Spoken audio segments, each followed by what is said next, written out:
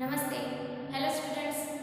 ગયા વિડીયોમાં આપણે પેજ નંબર 4 અને એક્ટિવિટી નંબર 3A ત્યાં સુધીનો આપણે અભ્યાસ કરેલો હતો. હવે આજના વિડીયોમાં આપણે શરૂઆત કરવાની છે પેજ નંબર 5 નંબરના પેજ ઉપરથી. તો બધાએ પોતાના હાથમાં પાઠ્યપુસ્તક, પેન અને પેન્સિલ એટલું લઈ લેવાનું છે. હવે પેજ નંબર 5 ઉપર આપણે જોઈશું તો એની ઉપર આપણે જોઈ શકશું કે એમાં કે જે એક્ટિવિટી આપેલી છે તમને એ એક્ટિવિટીમાં એક ઉપર તમને ડાયલોગ્સ આપેલા છે. હવે એ ડાયલોગ્સ છે એના માટેના જે આન્સર આપેલા છે એ બરાબર એની નીચે એક જે કોષ્ટક આપેલું છે, ટેબલ આપેલું છે, એમાંથી તમારે ચૂઝ કરીને લખવાના છે. હવે સૌપ્રથમ તો નીચે જે ક્લૂઝ કરીને આપેલા છે, ક્લૂઝ મતલબ કે તમે એની પરથી અંદાજો લગાડી શકો છો. હવે સૌપ્રથમ તો એ જે ક્લૂઝ તમને આપેલા છે એમાં 1 2 3 4 5 એવી રીતે તમે નંબર આપી દો. ચલો સૌથી પહેલા તો 1 2 3 4 અને 5 નીચે જે તમે ક્લૂઝ લખેલા છે એની ઉપર તમારે નંબર આપી દેવાના છે. તો એનાથી શું થશે કે આસાનીથી હું જે બોલીશ એ તમે આસાનીથી એમાંથી જોઈને ઉપર લખી શકશો. હવે ઉપરનો જે ડાયલોગ છે એ આપણે ભણીએ. સૌપ્રથમ છે teacher says we are planning a cricket match but we don't have the kit.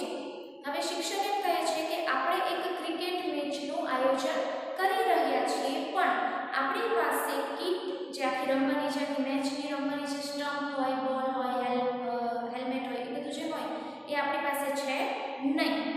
તો હવે નીચે શું કહેશે 1 by 1 એ આપણે જોવાનું છે.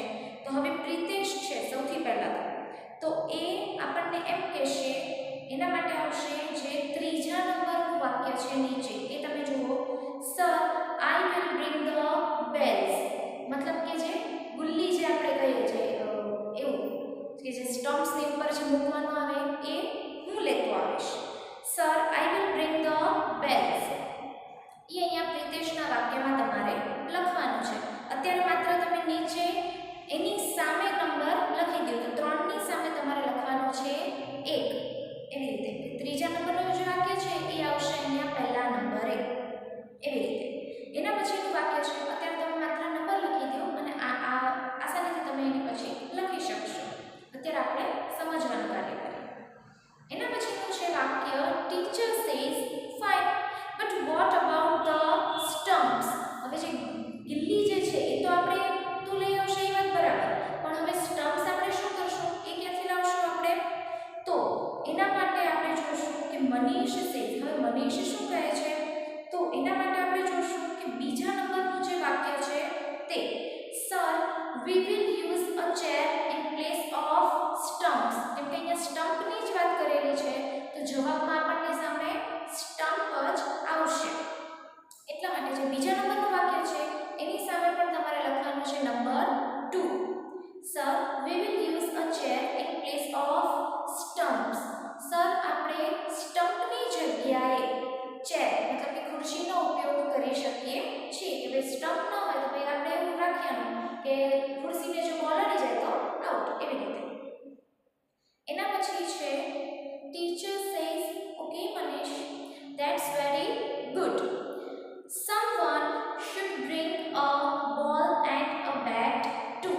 હવે ટીચર એમ કહે છે કે ઓકે સારું મનીષ, સારો આઈડિયા છે તારો કે ભાઈ આપણે સ્ટમ્પ ન હોય આપણી પાસે તો આપણે એની જગ્યાએ ચેર મૂકીને આપણે કામ ચલાવી શકીએ છીએ. આ વાત સારી છે, પણ કોઈક એક વ્યક્તિએ બોલ અને બેટ એ બંને વસ્તુ લાવવી પડશે.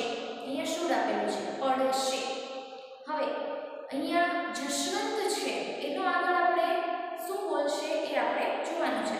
તો હવે આપણને એમ કીધું છે કે બોલ અને બેટની વાત કરેલી છે તો નીચેના વાક્યમાં બોલ અને બેટને દર્શાવતું વાક્ય કઈ જગ્યાએ આવે છે એ આપણે શોધવાનું છે. તો જુઓ પહેલું જ જે વાક્ય છે નીચે ક્લૂઝમાં જે પહેલું જ જે વાક્ય આપેલું છે એ લખેલું છે કે sir there is a ball and a bat in our sports room.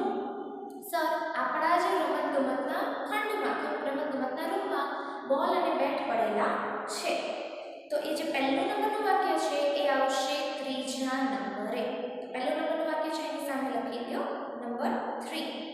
Okay, એના પછી આગળ જોઈએ. Teacher says who will bring the gloves and helmet. હવે ગ્લવ્સ મતલબ કે હાથના મોજા અને હેલ્મેટ જે આપણે મોઢા ઉપર ક્રિકેટર્સ પહેરતા હોય તે. ભાઈ બોલ ક્યારેક જો આવી જાય જોરથી એવો તો મોઢા ઉપર ઈજા થઈ જાય નહીં, એના માટે હેલ્મેટ પહેરતા હોય. હવે શિક્ષકે પૂછે છે કે તો ભાઈ હવે હાથના મોજા અને હેલ્મેટ જે છે એ હવે કોણ લાવશે? હવે નીતિન છે એ પોતે શું કહે છે? તો એના માટે આપણે એવું કંઈક જોઈએ કે ભાઈ ગ્લવ્સ અને હેલ્મેટને દર્શાવતું કોઈ એવું વાક્ય હોય તો એના જવાબમાં આવી જશે. તો હવે માત્ર ને માત્ર 2 જ વાક્ય બચેલા છે. તો એમાં જો નંબર 4 નું જે વાક્ય છે એમાં લખેલું છે કે we don't need gloves and helmet, we will play with a tennis ball. હવે નીતિન જે છે એ એવું બોલશે કે આપણને ગ્લવ્સ અને હેલ્મેટની જરૂર છે નહીં. શા માટે?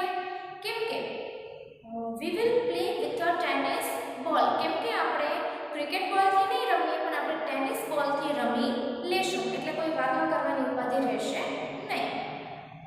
ઓકે, હવે આપણને આગળ ખબર છે કે આમ પણ નીચે હવે એક જ વાક્ય બચેલું છે. નંબર 4 ની સામે પણ 4 જ લખવાનું છે અને નંબર 5 ની સામે પણ 5 જ લખવાનું છે. ટીચર હવે આગળ બોલશે ધેટ્સ કરેક્ટ. હા, ટેનિસ બોલથી રમશું તો કોઈ વસ્તુની જરૂર પડશે નહીં, આ સાચું છે. And who will be the umpire. હવે આગળ જે અમ્પાયર જે છે એ હવે કોણ બનશે એવું શિક્ષક પૂછે છે. Manoj says sir I think Maganbhai. હવે મનોજ એવો જવાબ આપે છે કે સર મને એવો વિચાર આવે છે, આઈ થિંક હું એવું વિચારું છું કે મગનભાઈ. મગનભાઈ કોણ છે? હવે the mid day meal Cook. હવે ત્યાં જે બપોરનું જમવાનું જે આપતા હોય છે શાળાઓમાં, સરકારી શાળાઓમાં, એમાં ત્યાં જે મિડ ડે મીલ જે કુક હોય છે મતલબ કે રસોઈયા જે હોય છે મગનભાઈ, એ આપણા એમ્પાયર બની જશે. Is a big fan of cricket. Maganbhai છે જે કુક જે છે મિડ ડે મીલના, એ ક્રિકેટના ખૂબ જ મોટા એવા ફેન છે, પોતે એના ચાહક છે. He can be the umpire. એ પોતે અમ્પાયર બની શકે છે. એકવાર ફરીથી હું નંબર બોલી જાઉં છું. પહેલું વાક્ય ત્રીજા નંબરનું જે વાક્ય છે એ પહેલા નંબરે આવશે. એના પછી બીજા નંબરનું વાક્ય છે એ બીજા નંબરે આવશે. એના પછી ત્રીજા નંબરનું વાક્ય છે પહેલા નંબરનું વાક્ય છે એ ત્રીજા નંબરે આવશે. એના પછી ચોથા નંબરનું વાક્ય ચોથા નંબરે અને પાંચમા નંબરનું વાક્ય પાંચમા નંબરે. આ તમને સ્પીડમાં તમારે લખવું ન પડે અત્યારે ઓન ધ સ્પોટ, એટલા માટે આવી રીતે લખાવી દીધું છે. હવે તમે જ્યારે પણ ફ્રી હો ત્યારે તમે આરામથી એમાં લખી શકો છો. અને જો સમાઈને કોઈ પણ વાક્ય એમાં એટલી સ્પેસ ન આપેલી હોય, સફિશિયન્ટ પૂરતી એટલી સ્પેસ ન આપેલી હોય તો તમે જેટલું વાક્ય સમાય એટલું લખી અને પછી ડેશ ડેશ ડેશ કરી શકો છો. Okay, now turn the page. નીચે જે આપેલું છે એ તમારે માત્ર એક ગેમ છે જે તમે ખુદ એમાં રમી શકો છો. આગળ પેજ નંબર 6 ઉપર જોઈએ. હવે turn the page and page number 6 and activity number 4. હવે તમારા હાથમાં પેન અને પેન્સિલ હોવી ફરજિયાત છે. ફરજિયાત એટલા માટે છે કેમ કે આપણે એક્ટિવિટી નંબર 4 જે છે એમાં 4A માં જે આપેલી છે રીડ ધ સ્ટોરી. હવે અહીંયા જે સ્ટોરી છે એ તમારું મેઇન લેસન છે. જેમ આપણે અહીંયા લખેલું છે ટેસ્ટ ઓફ ઇન્ડિયા, તો એનું જો અંદરનું જે મેઇન લેસન છે ટેસ્ટ ધ વેસ્ટ, એ માટેનું આ જે ટેસ્ટ ધ વેસ્ટ છે એ આનું મેઇન લેસન છે પહેલા યુનિટનું. એટલા માટે આમાં થોડુંક તકેદારી રાખીને આપણે સાંભળવાનું છે. હવે પેન અથવા પેન્સિલ હાથમાં ફરજિયાત રાખવાની છે. જે પણ કોઈ ન સમજાય એ અંડરલાઈન કરીને તમારી સમજૂતી તમે લખી શકો છો. ચલો let's start the story. First taste the waste. હવે ટેસ્ટ મતલબ કે સ્વાદ, અને કેવો સ્વાદ? વેસ્ટ. વેસ્ટ મતલબ કે જે નકામું છે તેવું. હવે આમાં નકામાનો પણ સ્વાદ હોઈ શકે? હા, કઈ રીતે છે એ આપણે આખી સ્ટોરીમાં જોવાનું છે. ચલો. The Maharaja of Travancore ordered a huge dinner. Huge એટલે ખૂબ જ મોટું, વિશાળ, ભવ્ય.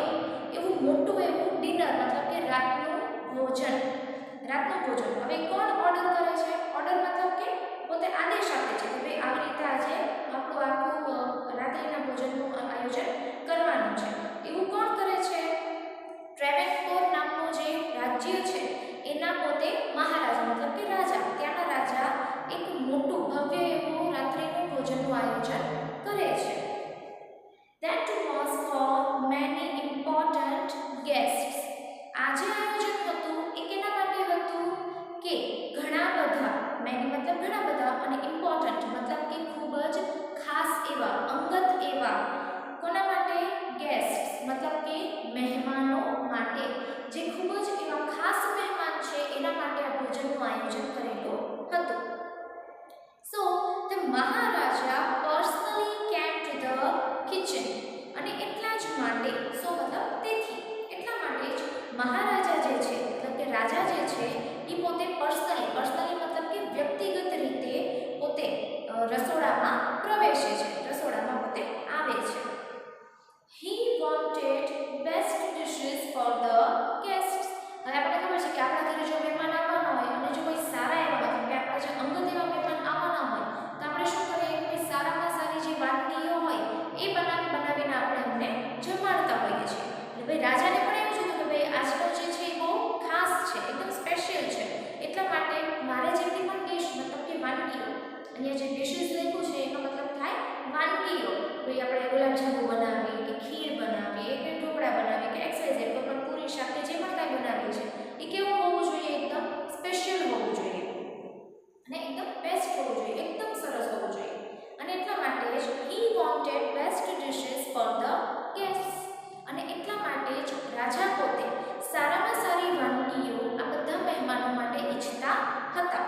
વોન્ટેડ એટલે ઈચ્છતા હતા, ઈડી લાગેલું છે એટલે ભૂતકાળનું રૂપ છે V2.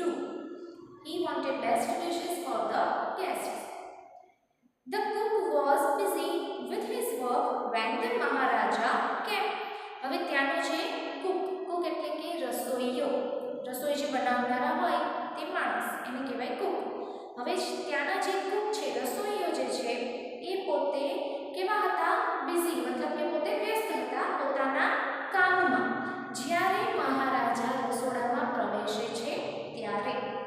અહીંયા વેન લખેલું છે તો એવું ન સમજવાનું કે અહીંયા વેન દ્વારા પૂછેલું છે, આપણે ક્યાંય પ્રશ્નાર્થ ચિહ્ન નથી તો આ વાક્ય ખોટું છે, એવું નથી. વેનને અહીંયા સંયોજક તરીકે લેવામાં આવેલો છે.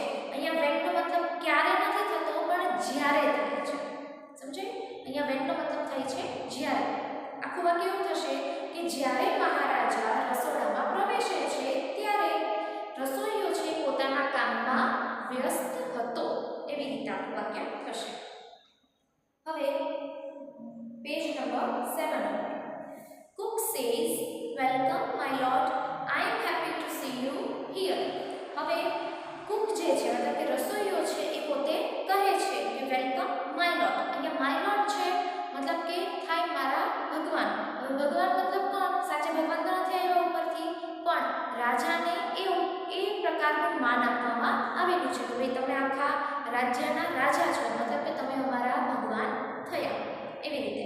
હવે એને માનવાચક શબ્દથી બોલાવે છે માય લોર્ડ. માય લોર્ડ શબ્દ તમે સાંભળ્યો હોય કે અદાલતમાં કોર્ટમાં વધારે સાંભળવામાં આવે છે, યોર મેજેસ્ટી, માય લોર્ડ, એવી રીતે. હવે એ પોતે કુક જે છે, રસોઈયો જે છે એ પોતે રાજાને આવવાનું આમંત્રણ આપે છે અને એમ કહે છે કે તમને અહીં જોઈને હું ખૂબ જ ખુશ થયો છું. I am happy to see you here. તમને અહીં જોઈને હું ખૂબ જ ખુશ થયો છું. King says, your dishes smell really good. હવે રાજા એમ કહે છે કે તારી બનાવેલી જે વાનગીઓ છે એની સ્મેલ મતલબ કે મહેક, સુગંધ, એની સુગંધ ખૂબ જ સરસ છે. તે જેટલી પણ વાનગીઓ બનાવેલી છે એની ખુશ્બુ, એની જે સુગંધ છે એ ખૂબ જ સરસ છે. Cook says, thank you your majesty. આની પહેલાં પણ મેં કીધેલું કે માય લોર્ડ એ કેવો છે? માનવાચક શબ્દ છે. તો યોર મેજેસ્ટી છે એ પણ એક માનવાચક શબ્દ જ છે. હવે કુક એમ કહે છે કે આભાર તમારો કે તમને મારી વાનગીઓ પસંદ આવી. King says, pointing to the scraps in the basket. હવે કિંગ છે એ પોતે શું કરે છે? અહીંયા તમને કાઉન્સમાં એક વાક્ય આપેલું છે કે પોઇન્ટિંગ મતલબ કે આંગળી ચીંધવી, મતલબ કે કોઈ પણ વસ્તુ બતાવવી, પોઇન્ટ કરવું, આમ બતાવવી. Pointing to the scraps in the basket. હવે બાસ્કેટમાં પડેલા કેટલાક ટુકડાઓ, કેટલોક વેસ્ટેજ સામાન જે હોય, કોઈ એવા થોડા ઘણા ટુકડાઓ પડેલા હોય એની ઉપર આંગળી ચીંધતા એ પોતે બતાવે છે. કોણ બતાવે છે? રાજા. What is there in the basket? હવે એને પૂછે છે રસોઈયાને કે ભાઈ પેલું basket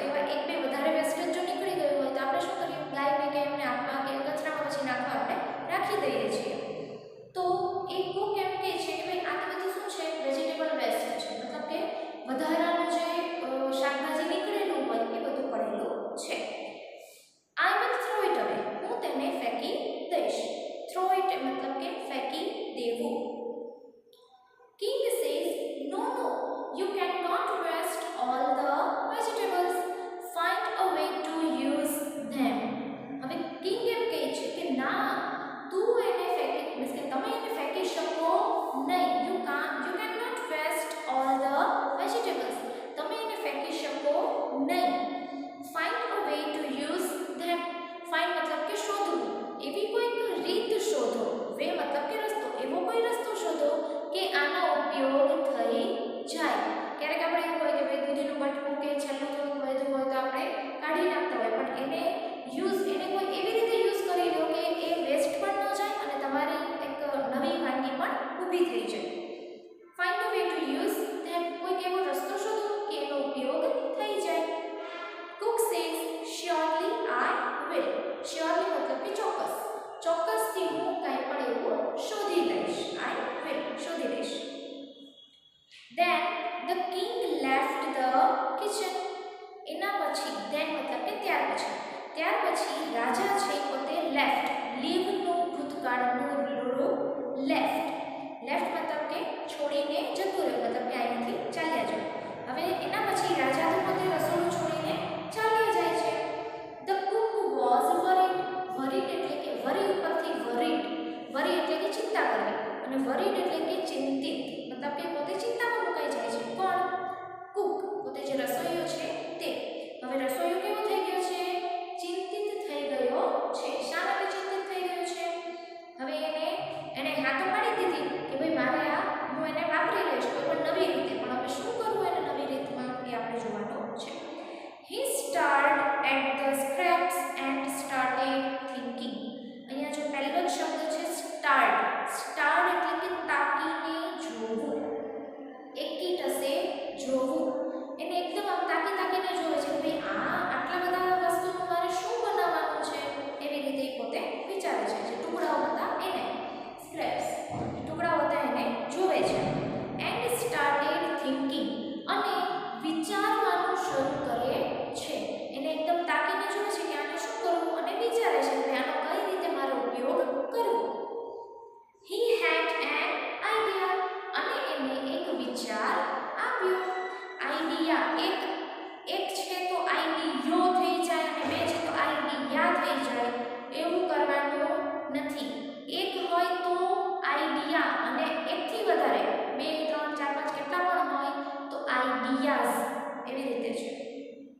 He had an idea. એને એક વિચાર આવ્યો. શું વિચાર આવ્યો? He first washed the vegetables. સૌપ્રથમ તો ફર્સ્ટ એટલે પહેલા સૌપ્રથમ તો એણે શું કર્યું? વોશ્ડ એટલે કે ધોઈ નાખ્યા. એને જેટલા પણ શાકભાજીઓ હતા એ બધા સારી રીતે ધોઈ નાખ્યા. Then he cut the vegetables into long strips.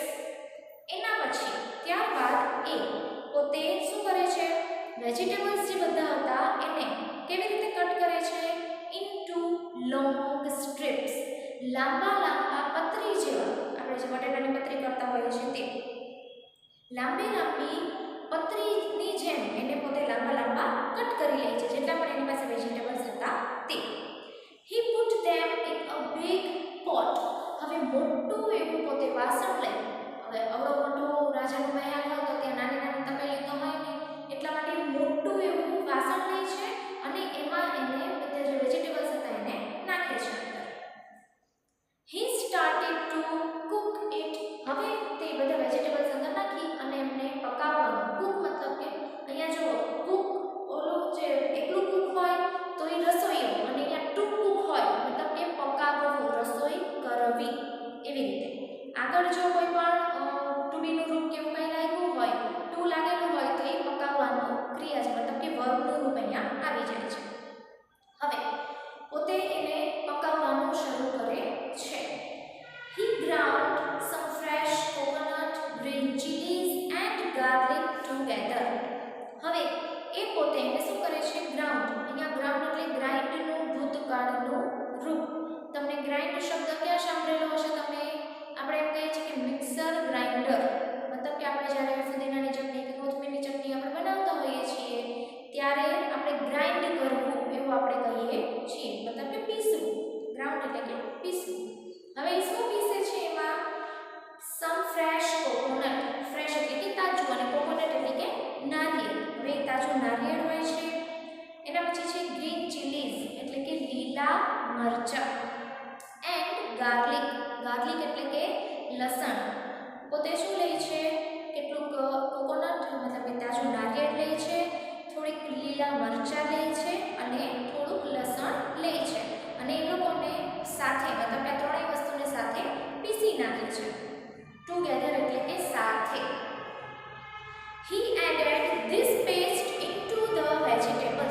હવે આની જે પેસ્ટ મતલબ કે કરી એક ચટણી જેવું જે બની જાય છે, જેમ આપણે કેમ કોથમીરની ચટણી બનાવીએ છીએ, એવી રીતે જ્યારે એની પેસ્ટ પોતે બની જાય છે ત્યારે એ આ પેસ્ટને શેમાં નાખી દે છે?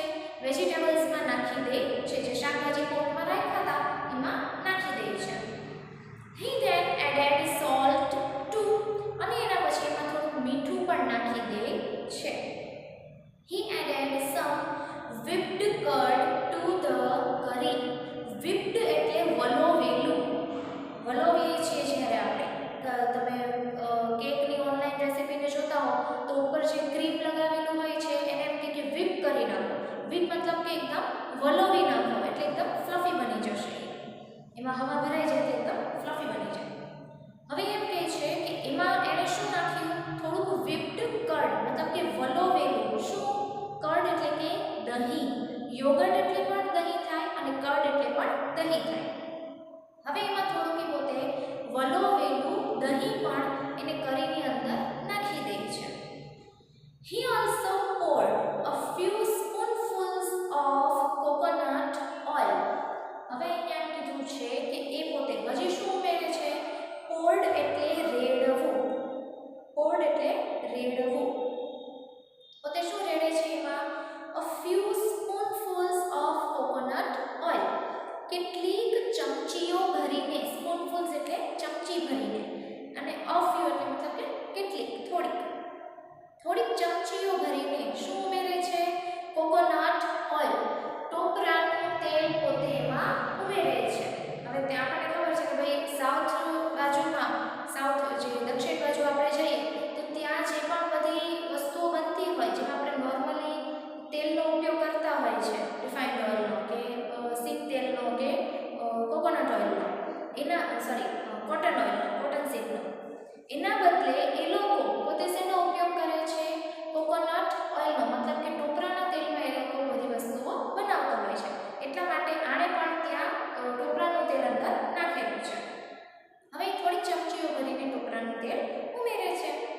He then decorated the dish with curry leaves. curry leaves એટલે આપણે પહેલા વાત કરેલી હતી આની પહેલાના વિડિયોમાં.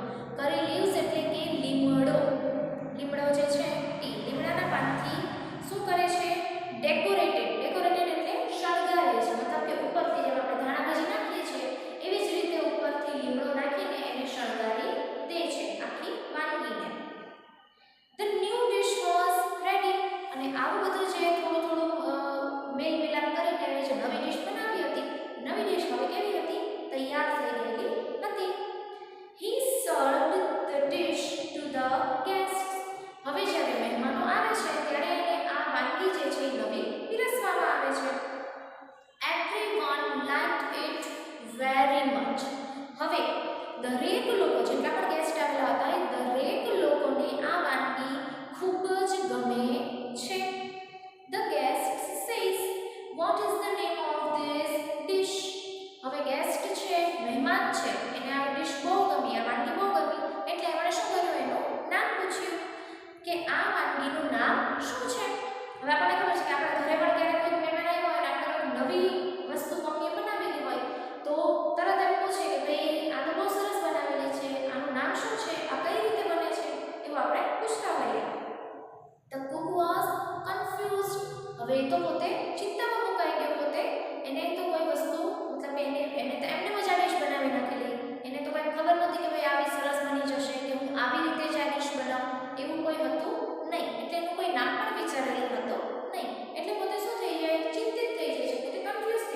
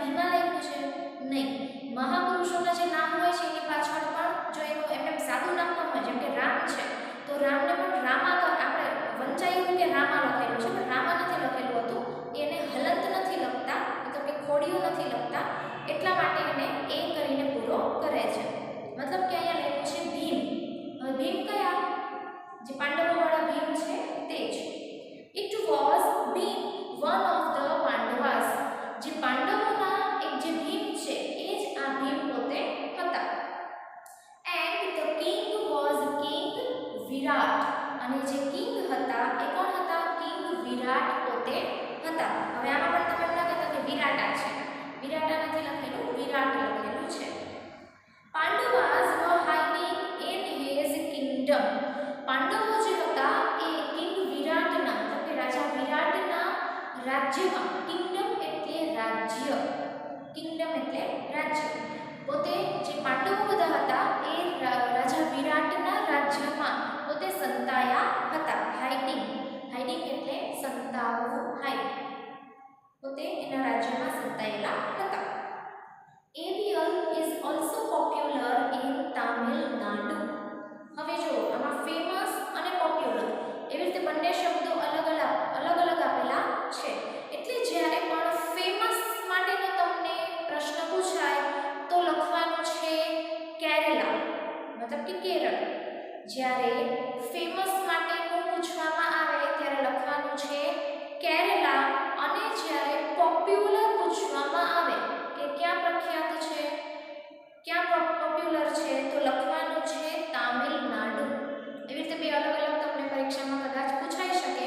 સામોથીમાં આવી રીતે બે અલગ આપેલા છે એટલા માટે. હવે જે એવેલ છે એ માત્ર કેરળમાં જ નહીં પણ તામિલનાડુમાં પણ એટલું જ પ્રખ્યાત થયેલું છે. તો આ શું થાય? એક નવી એવી ડિશ. એટલા માટે જ આનું નામ હતું ટેસ્ટ, શું નામ હતું એનું? Taste the waste. કે જે એક અચાનકથી જે નકામી એક વસ્તુ હતી એમાંથી પણ એક સ્વાદ ઉભરી આવ્યો છે. આટલી સરસ વાનગી બની ગઈ એમાંથી. ચાલો એના પછી હવે તમારા હાથમાં પેન અથવા તો પેન્સિલ હોવી જોઈએ. અને એના પછીનું આપણે જોઈએ છે activity number B. Write the action word in the bracket. હવે પહેલું એક્ઝામ્પલમાં તમે જોઈ શકો છો. એક્ઝામ્પલ આપેલું છે તમને, the king left the kitchen. તો એમાં છે જે ક્રિયા કોઈ કરે છે એ ક્રિયા તમારે લખવાની છે. તો એમાં આવશે લેફ્ટ. એ તો આપણને સામે એક્ઝામ્પલમાં આપેલું છે. હવે હું બોલતી જઈશ અને તમે માત્ર અંડરલાઈન કરતા જજો અને ત્યારબાદ તમે સામે એ જ વર્ડ લખી લેવાનો છે. બ્રેકેટ નાનું હોય તો વાંધો નહીં, બ્રેકેટની બહાર જાય તો આરામથી તમે લખી લેજો. ચલો ફર્સ્ટ છે મહારાજા ordered a huge dinner.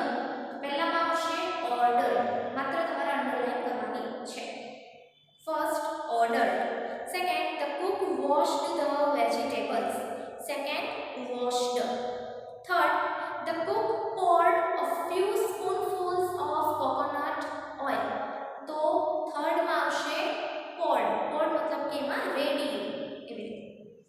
Fourth the Cook ground some fresh coconut, green chilies and garlic together. તેમાં આવશે ground. Fourth ground.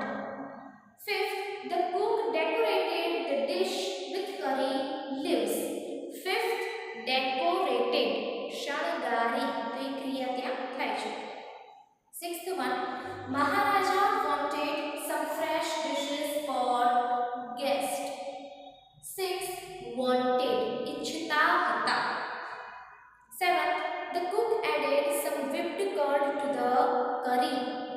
Seventh added મતલબ કે ઉમેરો કરે છે, ઉમેરે છે. Eighth the cook cut the vegetables into long strips. Cook છે એ પોતે લાંબા વેજીટેબલ્સને કટ કરે છે. તો કટ જે છે એ ક્રિયા છે. Eighth cut. Ninth AVL became famous all over Kerala. Ninth became. became એટલા માટે કે કંઈક બને છે, પોતે કદાચ ક્રિયા ન કરતું હોય પણ AVL ની ફેમસ થવાની ક્રિયા એ પોતે શું છે? became, મતલબ કે બને છે, થાય છે એના માટે. 10th maharaja personally came to the kitchen. મહારાજા પોતે વ્યક્તિગત રીતે કિચનમાં મતલબ રસોડામાં આવે છે. તો આવ્યા, કેમ. 10 કેમ. Okay, now turn the page and page number 8. એમાં પણ તમારે તમારા હાથમાં પેન અથવા તો પેન્સિલ રાખવાની જ છે. ચલો activity number 4C. Tick the ingredients used four AVL.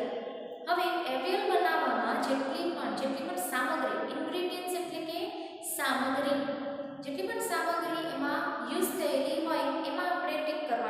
છે. તો નામ લખેલું છે એની આગળ તમને એક ચેક બોક્સ આપેલું છે, મતલબ કે નાનકડું ચોરસ આપેલું છે. એમાં જો એ વપરાયું હોય તો એમાં આપણે રાઈટ કરી દેવાનું છે, ન હોય તો કાંઈ કરવાનું નથી. પછી એમાં રોંગ નહીં કરવાનું, જે હોય એમાં જ ખાલી રાઈટ કરવાનું.